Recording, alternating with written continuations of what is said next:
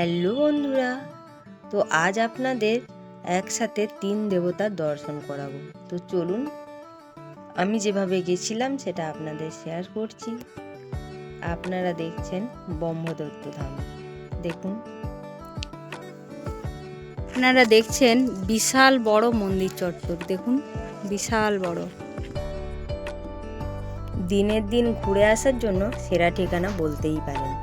তো চলুন, কিভাবে যাব সেটা আপনাদের একটু শেয়ার করছি। হাওড়া থেকে বর্ধমান লোকাল ধরে ভাড়া নেবে 15 টাকা। তো আপনারা বর্ধমান কল লাইন ধরবেন। কল লাইন ধরে আপনারা নেমে যাবেন বারুইপাড়া স্টেশন।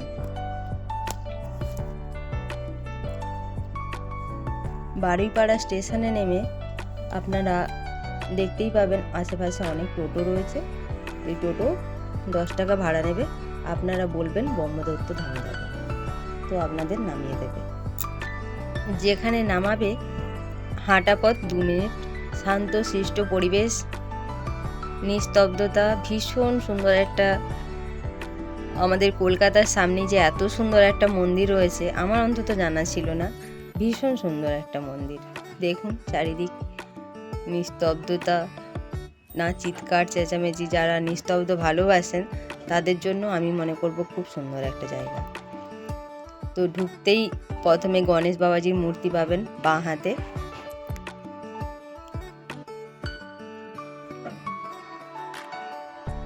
আর ডান সাইডে রয়েছে এই মুনি ঋষি বা কিছু একটা হবে, আমার যদিও জানা নেই।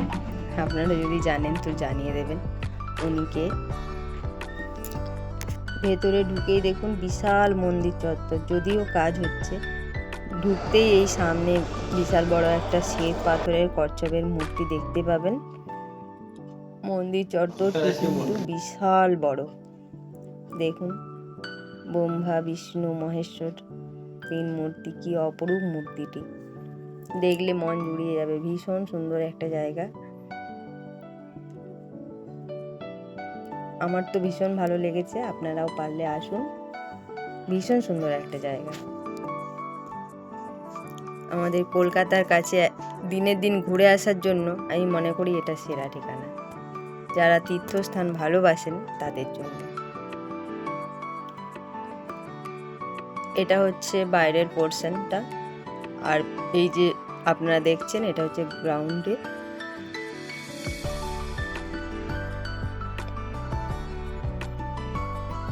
ভেতরে একটা সুন্দর শিব মূর্তি রয়েছে।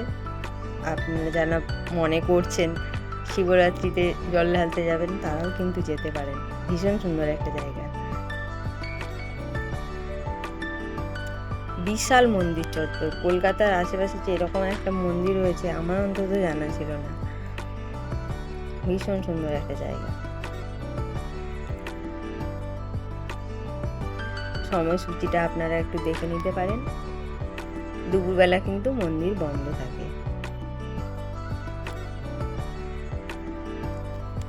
আর আপনাদের একটা কথা বলে রাখি, শ্রী নারায়ণ মহারাজ শ্রী দত্ত দেবস্থান সেবাভাবী ট্রাস্ট, বনমালীপুর, চণ্ডীপুর, 6ই ফাল্গুন 19শে ফেব্রুয়ারি বৃহস্পতিবার এই মন্দিরের প্রতিষ্ঠাতা দিন। আপনারা যদি আসতে চান তো আসতে পারেন। আমিও জানতাম না, আমি ওখানে গিয়েই জেনেছি। তো আপনারা চাইলে আসতে পারেন। আর 7ই ফাল্গুন এই মন্দিরেতে মহাভোগ প্রসাদ বিতরণ।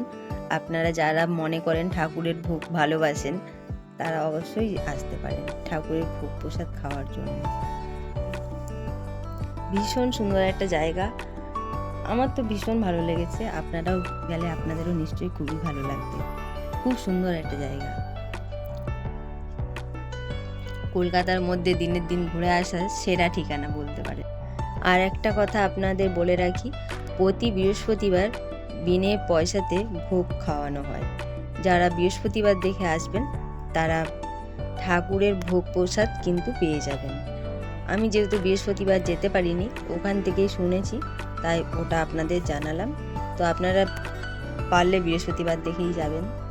ঠাকুরের ভোগ প্রসাদ তো সবসময় ভাগ্যে থাকে না সবাইয়ের, তাই আমার ছিল না, আমি যেতে পারিনি। তো আপনারা চাইলে যেতে পারেন বৃহস্পতিবার। ভীষণ সুন্দর একটা জায়গা, বিশাল মন্দির চত্বর, সারাদিন কোথা দিয়ে আপনাদের কেটে যাবে আপনারা বুঝতেই পারবেন না যে কলকাতার মধ্যে এত সুন্দর একটা জায়গা রয়েছে। আমি তো জানতামই না কলকাতার কাছে এত সুন্দর একটা জায়গা রয়েছে। আপনারাও ফ্যামিলির সবাইকে নিয়ে আসুন, সময় কাটান, ভীষণ ভালো লাগবে। আর এতক্ষণ ভিডিওটা দেখার জন্য thank you. Like, comment, share করে পাশে থাকুন। Thank you.